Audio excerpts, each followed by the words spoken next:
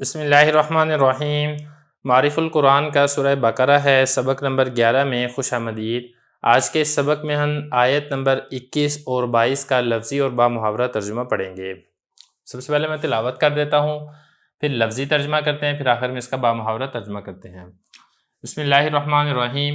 یا ایہا الناس اعبدوا ربکم الذی خلقکم والذین من قبلکم لعلکم تتقون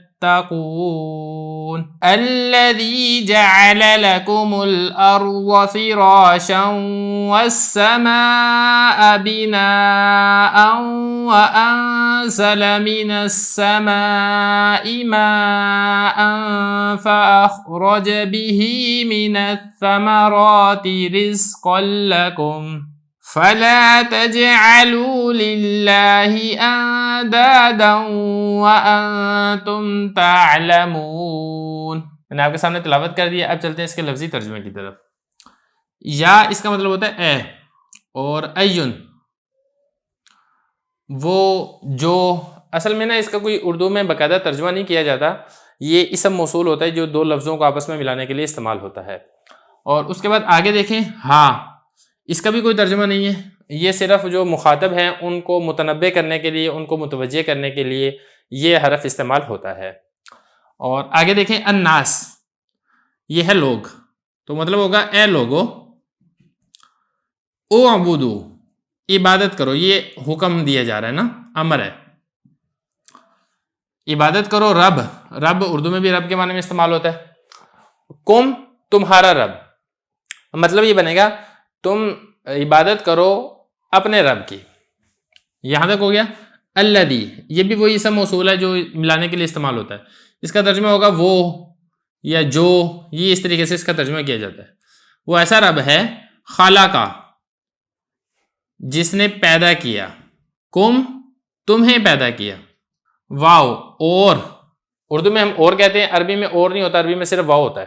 اور الذین ان لوگوں کو، من سے قبل پہلے، کم تمہارے، یہ اوپر بھی گزرا تھا یہاں پر بھی، یعنی ان لوگوں کو پیدا کیا جو تم سے پہلے تھے۔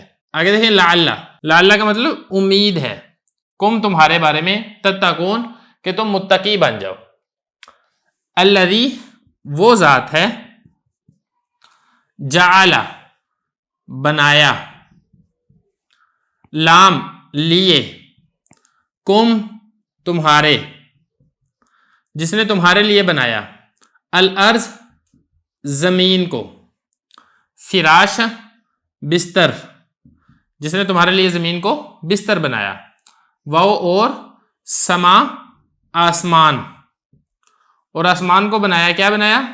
بنا چھت بنایا، اور واو اور، انزلہ اتارا، اس نے اتارا، من سے، سما آسمان، ماءن پانی، یعنی جس نے تمہارے لیے آسمان سے پانی اتارا، فا تو نتیجہ یہ نکلا، اخرجا نکالا اس نے، کس نے؟ اللہ تعالیٰ نے، با اس کا مطلب ہوتا ہے ساتھ، ہی اس کے، یعنی وہ جو پیچھے پانی کا تذکرہ تھا نا، اللہ تعالیٰ نے اس پانی کے ساتھ اخرجا نکالا، من سے ثمرات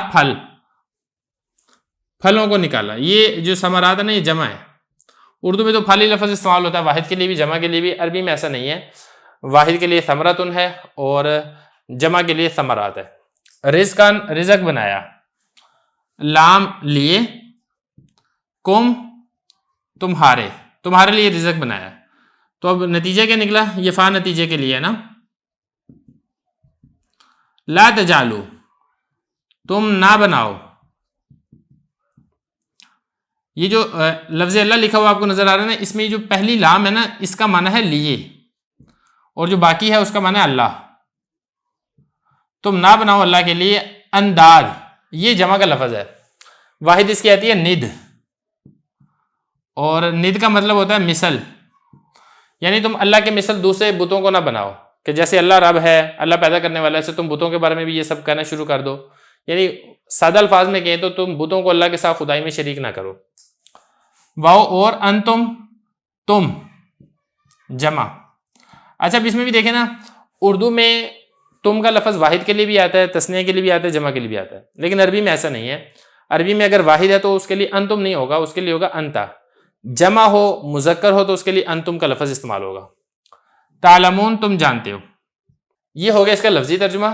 اب چلتے ہیں اس کے بامحاورہ ترجمے کی طرف. اے لوگو تم عبادت کرو اپنے اس رب کی جس نے تمہیں پیدا کیا اور ان لوگوں کو پیدا کیا جو تم سے پہلے تھے تاکہ تم متقی اور پرہیزگار بن جاؤ. وہ ذات ہے جس نے تمہارے لیے زمین کو بستر یعنی بچھونا بنایا اور آسمان کو چھت بنایا اور اتارا تمہارے لیے آسمان سے پانی کو، پھر نکالا اس پانی کے ساتھ پھلوں کو تمہارے لیے رزق کے طور پر. تو تم اللہ کے ساتھ شریک نہ ٹھہراؤ اس حال میں کہ تم جانتے ہو.